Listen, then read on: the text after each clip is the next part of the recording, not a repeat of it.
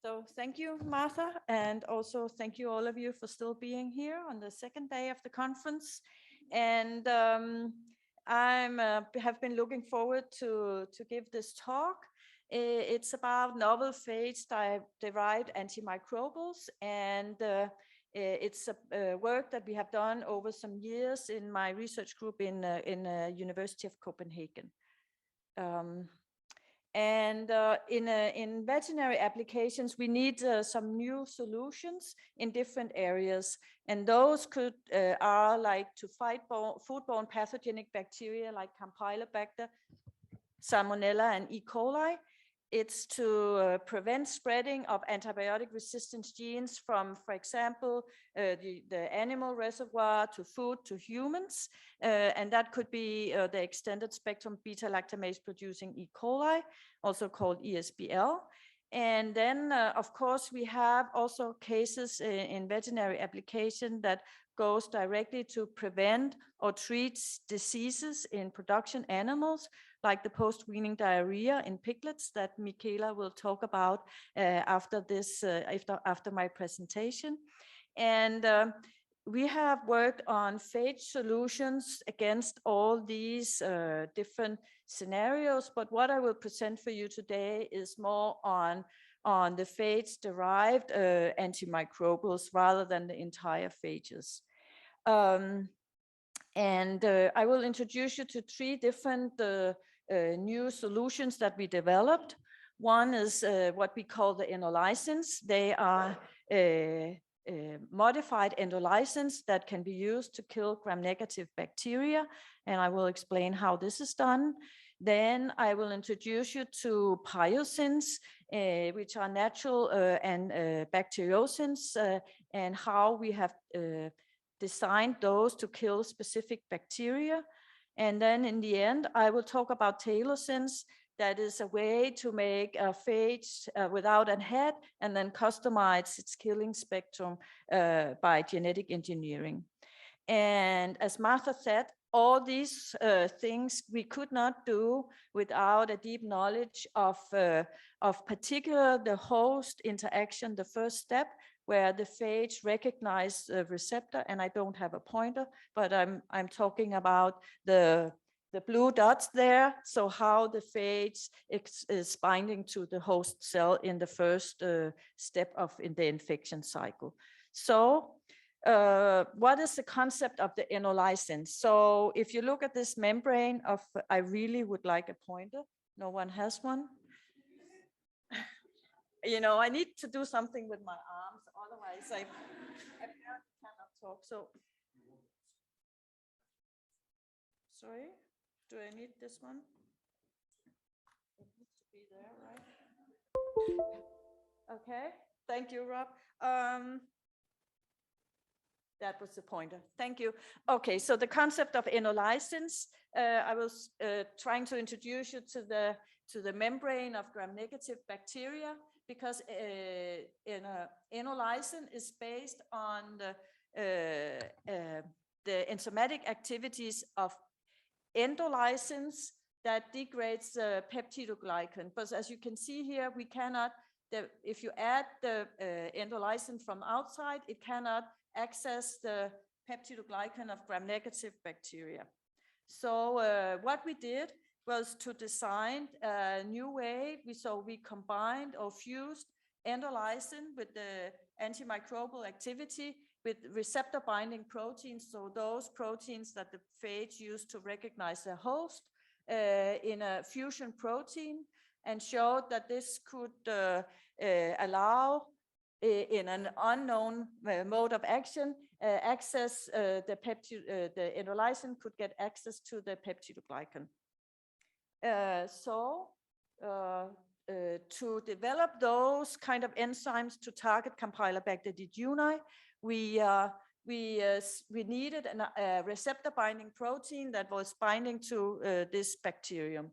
And from that, we selected a H fiber found in the genome of prophages, or they are actually putative or cryptic prophages in Campylobacter jejuni. So we predicted that these H fibers of such different prophages could be a RPB of them, and thereby we could fuse them to the endolysin. And that is exactly what we did. And we both made two versions, one with the entire H fiber and some that only had a part of the H fiber, so the C-terminal part. And then we showed here that when we add the endolysin 1 or 2 to different Campylobacter strains, we could have a reduction of live cells. And in this case, you can see different reduction. So some of them are above 1 log reduction, and others are not really interesting if you want to reduce it. But at least we could show that particularly the endolysin 1 could reduce around 1 log. But this was made in in lab media, so we were thinking, could this be actually also work in something that is more related to food? And therefore we did this experiment where we added we used chicken skin, we added a Campylobacter strain, then we added the endolysin, we incubated 5 degrees under conditions that is normal for packaging of meat for 45 minutes. And then we could see 1.6 log reduction of live cells. So in this way, it is possible actually to kill Campylobacter jejuni with these enzymes under food relevant conditions. And it should be said that if you, it's the reduction of every reduction you can do on Campylobacter in the food will have an impact on the number of human cases. So even though we don't kill them all, we reduce them and thereby reduce the number of cases. So that was one thing. Then the next antimicrobial strategy that we developed was we took advantage of these pyosins that are natural occurring bacteriocins that look like spades here. So here you see them, and they are encoded by Pseudomonas, for example, but also by other bacteria. And I think this figure is actually from a paper that study Clostridium. And the way those tails work is that they bind specifically to a receptor region here. It's not so clear in this figure, but it's bind specifically to the receptor. After binding, the tail contracts and makes a hole in the membrane, and thereby the cell is the integrity of the cell is done. It's done. It's killed. And in that way, it's like one target, one kill. And so what did we do? Well, we looked at the pyosin operon in Pseudomonas, and it looks like this. It has all kinds of proteins that make the tail and the fibers that recognize the host cell. And then we modified, we used a system that was already designed. So we used a strain that had a deletion in the tail fiber, and then we supplemented with whatever tail fiber we want the pyosin to produce. So we had a fusion of the N-terminal of the original fiber with a C-terminal domain of a phage receptor binding protein. And also in this case, we used the same H fiber from the same kind of prophages. Just here, we used 2 different ones. So we decided to make 2 different engineering of the pyosin. And one, you see them here, and they are similar in the N-terminal and different in the C-terminal, indicating that they might be recognizing different variants of a receptor. And what you see here is a alpha fold of the fiber, sorry, this is a variable C-terminal, and this is the conserved N-terminal. And what we did was that we took this part and fused to the pyosine N-terminal, and then expressed it together with the remaining part of the pyosine to produce retarget pyosins that could kill Campylobacter. And we have those two different variants, and they showed actually different host ranges. So we tested a number of strains, and here are those with colors are where those strains carry the prophages that we developed, the campesins that we call them, to target. And the campesin 1 was not able to kill any of the strains unless it had the downstream chaperone expressed with it. But it was not able to kill all the strains, only those are marked with the blue. Then in contrast, the campesin 2 was able to kill the complete opposite panel of strains, and that seems to be independent on the chaperone. So these two campesins seems to have a different dependency on the chaperone, but also most importantly, they kill a different subset of the strains. And then we also tested in a killing assay, because the first assay here I showed you on the previous slide was about just showing clearing on a plate. Here we show that we can actually have quite efficient killing of the strains. So around 3 log reductions when cells were incubated at 42 degrees microaerobic for 3 hours. That is kind of resembling what's in the conditions in the chicken gut where Campylobacter is colonized. So these campesins seem to be efficient antimicrobial for those conditions. And we also, if you incubate for 24 hours, then we cannot detect any live cells there. But if we do the same assay at food conditions, then we don't really see significant killing. Okay, so the last antimicrobial I want to introduce you to is inspired by the pyosine and phages. So what we wanted to do is to make a phage into a pyosine by chopping off their head.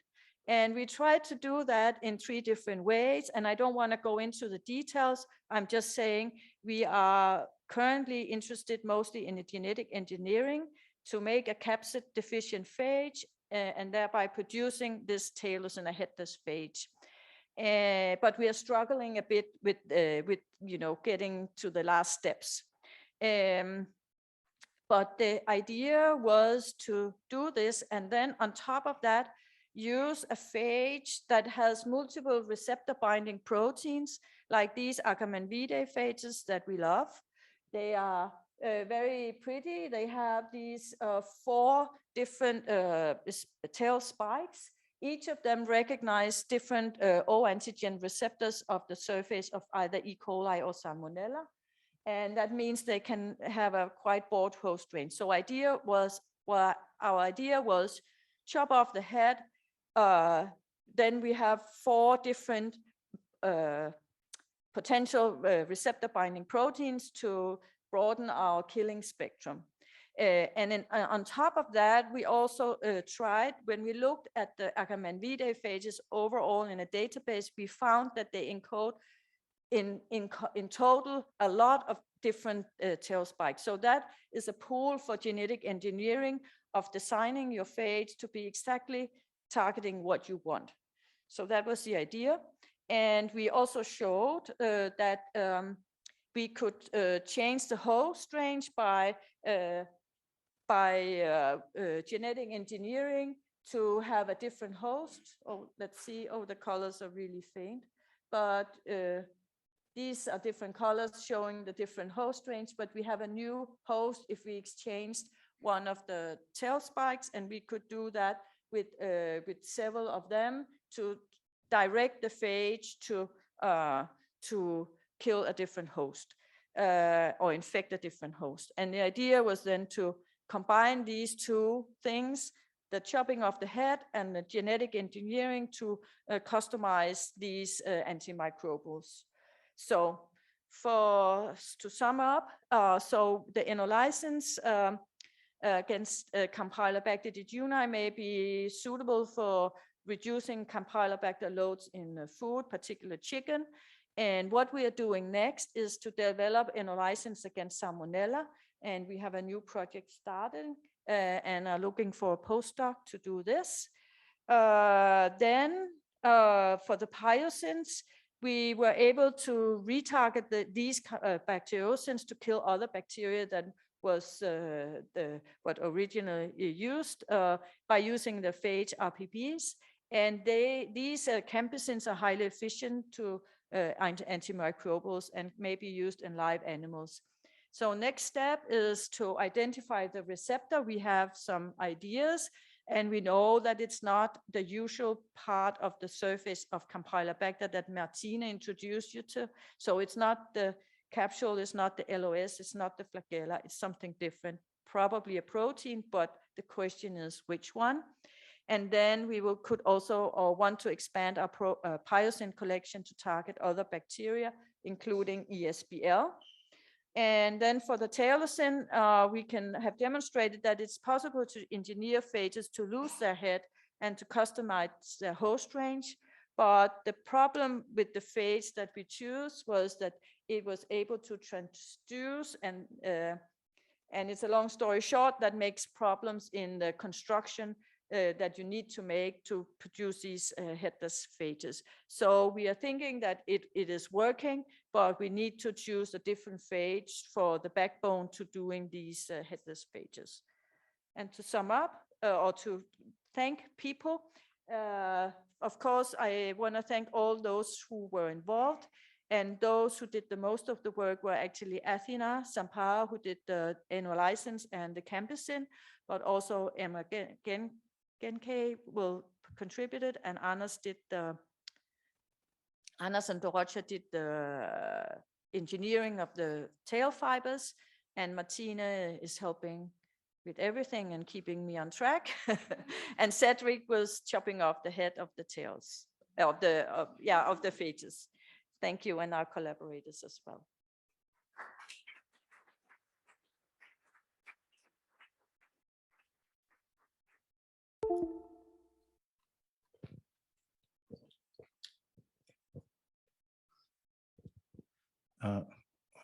Hello, Pablo over here. Hello. A very interesting talk. I'm curious about another aspect of what you presented. I like the idea of using lytic enzymes and all that, and we've tried to do that, and the feedback we've received is that it's very expensive to develop, to apply commercially. What are your thoughts about that? I'm not criticizing the work. I very much like it. Just want to know your. I think, to be honest, I have no idea. And I think, as you said, my job is to provide the ideas, and then if things are working, then we can discuss if that is feasible. Yes. But I can say for the license against Salmonella, we are actually working in collaboration with a company-based funding. Good. So yeah, I mean, time will show. I think it depends on the need and the efficiency.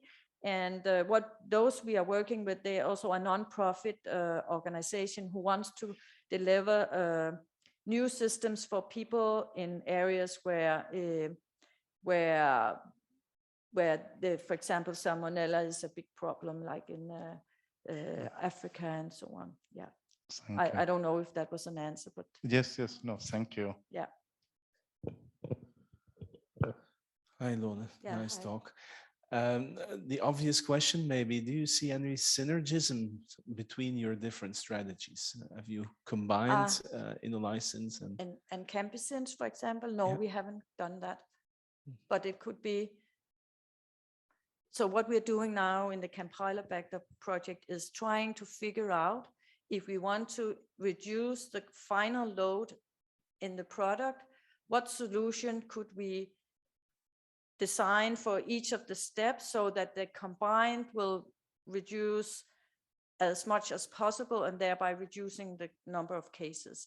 And what we think so far is that the enolysins seems to work best at the food storage conditions, while the campesins might work in the live animals. So I think, and then we also are testing phages, but I'm not presenting that as. Yeah. Okay, thank you.